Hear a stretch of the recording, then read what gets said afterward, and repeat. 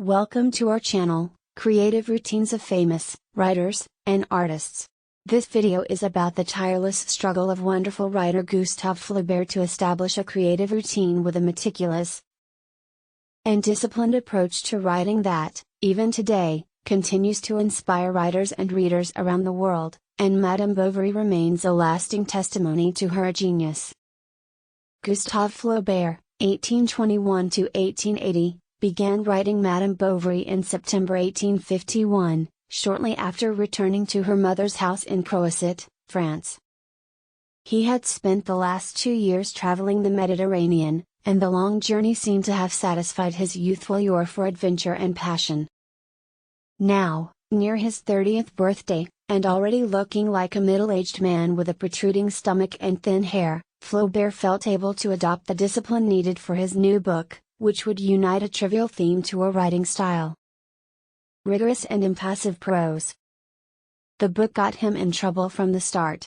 "Last night I started writing my novel," he wrote to his mistress and longtime correspondent, Louise Colette. "Now I foresee terrible difficulties of style. It's not easy to be simple." Flaubert established a strict routine that allowed him to write for several hours at night. He was easily distracted by the noises of the day, and also some basic family obligations. At his home in Província was his own mother, his 5-year-old niece, Caroline, the girl's English governess, and often Flaubert's uncle. Flaubert woke up at 10 a.m., the servant brought him the newspapers, the mail, a glass of cold water, and his pipe ready to be lit. The servant's bell warned the rest of the family that they could stop standing on tiptoe and whispering around the house so as not to disturb the sleeping writer. After Flaubert opened his letters, drank his water, and drank a few drinks in his pipe, he hit the wall above his head as a sign for his mother to come in and sit on the bed next to him for an intimate conversation until he decided to get up. Flaubert's morning care, which included a very hot bath and the application of a tonic to prevent hair loss, was completed at 11 a.m. When he met with the family in the dining room for a late morning meal, it served as his breakfast and lunch. The writer only enjoyed working on a light stomach and therefore ate a meal usually consisting of eggs, vegetables, cheese or fruit, and a cup of cold chocolate. The family took a walk and climbed a hill behind the house to a terrace overlooking the Seine, where they gossiped, argued, and smoked in the shade of a heater of chestnut trees. At 1 p.m., Flaubert began Caroline's daily class in her studio, a large room with shelves crammed with books, a sofa, and a white bearskin rug. The housekeeper was in charge of teaching Caroline English, so Flaubert limited his classes to history and geography, a role he took very seriously. After an hour, Flaubert finished the class and settled in the high-back chair in front of his large round table and did some work, taking care mainly of reading, it seems, until dinner at 7 p.m. After the meal, he would sit and talk to his mother until 9 p.m. or 10 p.m., when she went to bed. And that's when your real work began. Bent over the table while the rest of the family slept, the hermit of Província struggled to create a new style of prose, stripped of all unnecessary embellishments and excessive emotion, favoring the relentless realism conveyed by precise words. This word-for-word work proved almost unbearably difficult. "Sometimes I don't understand why my arms don't get out of my body with fatigue, why my brain doesn't melt. I am living an austere life, devoid of any external pleasures, and I am sustained only by a kind of permanent frenzy, which sometimes makes me cry helpless tears, without ever giving up.